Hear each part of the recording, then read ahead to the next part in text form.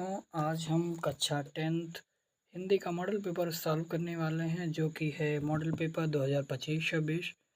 इसके लिए हम थोड़ा नीचे आते हैं। पहला क्वेश्चन है, दूसरा सप्तक कब प्रकाशित हुआ?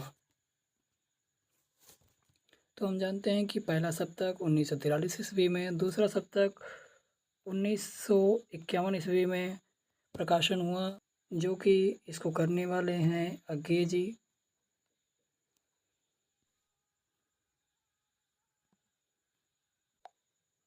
दूसरा क्वेश्चन है, सुमित्रानंद की रचना कौन सी है? उर्वशी, पल्लव, साकेत, कामायनी। इनमें से आपको बताना है कि सुमित्रानंद की रचना कौन है। तो हम बताते हैं कि सुमित्रानंद की रचना है पल्लव। ओके। तीसरा क्वेश्चन है कि छायावाद की प्रमुख विशेषता क्या है? तो जैसा कि हम जानते हैं कि छायावाद की प्रमुख विशेषता है प्रकृति का मानवीकरण चित्रण। प्रकृति का मानवीकरण चित्रण इसकी प्रमुख विशेषताएं हैं।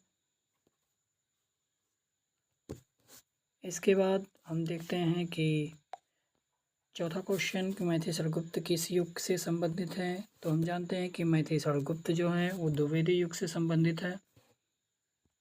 फिर तीसरी रचना है केशव को अर्थात केशवदास को कठिन काव्य का प्रेत किसने कहा?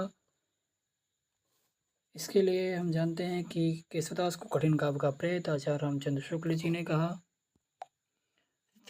छठा क्वेश्चन है कि अजातशत्रु नाटक के रचनाकार कौन हैं? तो आप लोग जानते हैं कि अजातशत्रु के नाटक जो है वो जयशंकर प्रसाद जी की रचना है।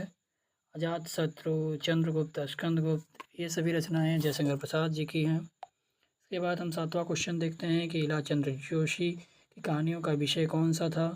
तो हम जानते हैं कि इलाचंद्र जोशी कहानियों का विषय था मनोवैज्ञानिक।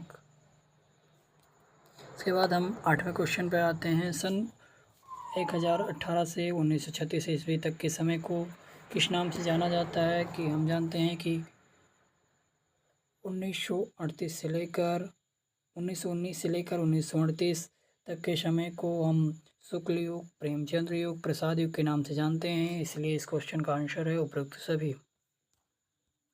फिर 9वें क्वेश्चन पर आते हैं कि मिलान कीजिए कि फर्नीश्वर नाथ रेणु की रचना कौन रचना है? महिला आंचल। इसके बाद हम देखते हैं चित्रलेखा। चित्रलेखा है भगवती चरण वर्मा जी का चित्रलेखा है। उसने कहा चंद्र शर्मा गुलेरी। जानते हैं कि कफन कहानी, कफन मधुआ, गुंडा, कफन आदि कहानी के जो लेखक हैं वो हमारे प्रेमचंद्र जी हैं। धन्यवाद। ऐसे ही वीडियो देखने के लिए आप इस चैनल को सब्सक्राइब कीजिए, बेल आइकन को हिट कीजिए और बने रहिए। धन्यवाद।